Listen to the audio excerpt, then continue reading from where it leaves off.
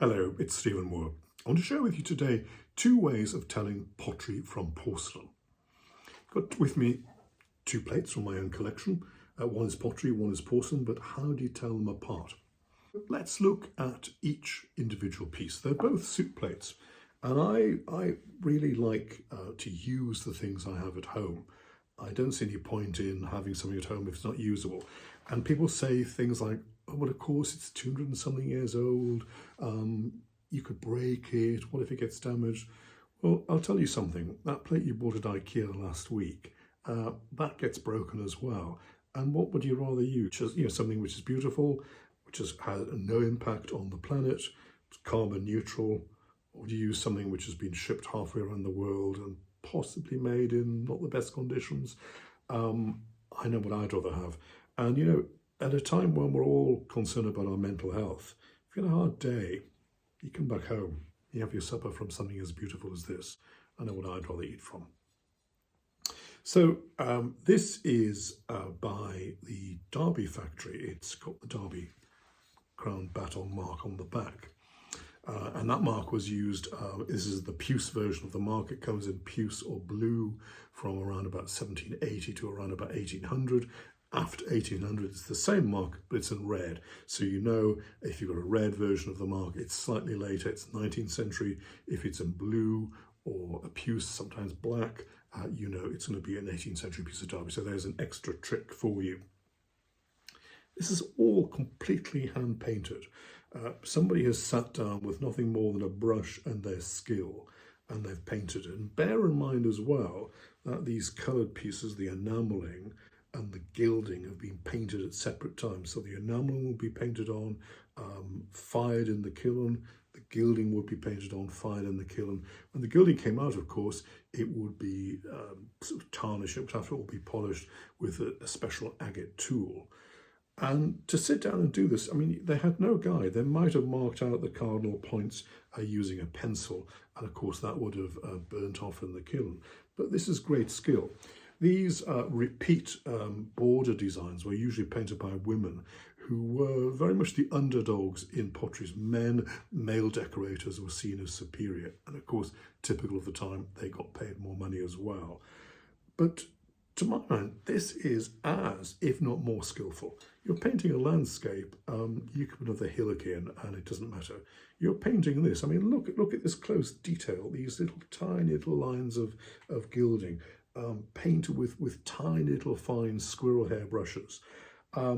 This is incredible skill. You make one mistake with this, it's absolutely ruined. So big up for the women of Derby. This is amazing skill. Soup plates developed in England in the mid-18th century. Prior to that, when we dined, everything was on the table. It was called service à la française. Soup came in big tureens, which was then put into small little cups, which would have a cover on to keep it warm, and you'd take it away from the table and eat it sort of in a buffet style. But in England, from the mid-18th century onwards, we developed something called service à l'anglaise, English service. And in that, the soup was served by the lady of the house at her end of the table, and the soup plates were passed down to the guests turn and turn. I don't really eat soup that much at home. If I do, it's from one of these. But I also eat things like pastas, curries, chilies, anything you might consider putting in a bowl. This is a much more elegant way to do it. Now let's look at the other one. This is slightly later. This is 19th century.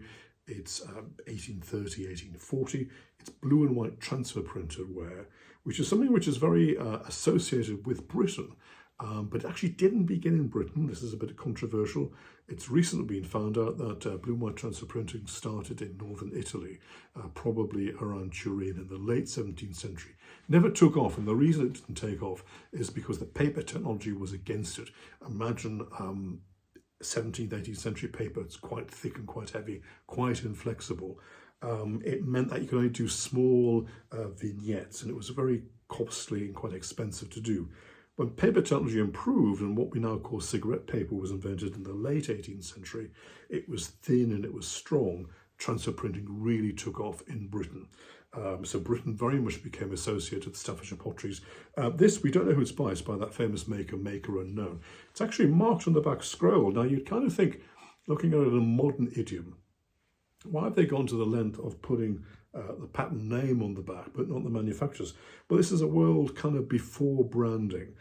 It was much important to them that they knew the name of the patent. Think about it. You went to a retailer and you'd say, oh, I bought those plates by Meakin last week. I can't remember the name of the patent. It was like blue. No, you want to know the name of the patent, so it's scroll patent. And the scroll probably refers to this sort of border, which is tiny little scrolls, rather than the romanticized version in the center. I mean, this is a kind of typical of its era. This is one of the reasons we can date it. This romantic, rather more romanticized view. I mean, there's a windmill there. Is it Holland? There's a town here. Is it Italy? It's probably drawn by somebody who'd never stepped much further than Fenton Town Hall. So it's a romanticized version of somewhere in Europe. Very typical of its date. But the other reason we can tell what it is from its date is this very typical sort of dished rim with this very noticeable inner rim. Now that's because at this time, in the early to mid 19th century, you would take salt from a communal salt cellar on the edge of your knife, you put it on the edge of your plate, and then you just season it as you want it. That's another reason we can date it to this period. Transfer printing, as I say, was a technique which wasn't developed in Britain, but really took off in Britain. And the design would first be engraved onto a copper plate like this. This is a much later one by Wedgwood from the 1950s. But it's the same thing. Technology hadn't changed. So you've got the design engraved onto the copper. This has actually been plated to protect the copper from scratching. And then you would rub ink into the design, wipe it off with a piece of corduroy. The ink would stay in the pattern, and then you'd use the tissue paper, which would be over. It would be pushed through a press, which would be heated, and it would transfer the pattern onto the tissue paper.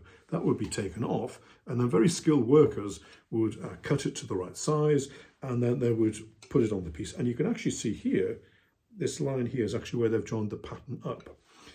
In fact, when blue and white transfer printing first came out, it was seen as so new and so novel that I think in Japan, in Thailand, in India, I've seen photographs of temples and palaces with plates not unlike this set into the walls because it was seen as exotic and different.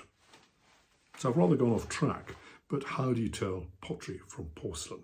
Well, the general rule is porcelain is much whiter, pottery is just slightly greyer. So white porcelain, pottery is a little bit grey. No matter how hard the manufacturers try, they're never going to get the pottery as white as the porcelain. But there's a much more fail-safe way than that, and that involves using a light. I'll try not to blind you. Porcelain is transparent, it transmits light. If I move it around, you can see the light. If I wave at you, you can see my hand. Hello. Pottery, on the other hand, is completely opaque. No matter how hard the light is, no matter how much I wave, you're never going to see it. So, today's lesson, porcelain is transparent, pottery is opaque. I hope you enjoyed this. If you did, like it and comment. I'd love it also if you could subscribe to my channel because there'll be plenty more where this comes from.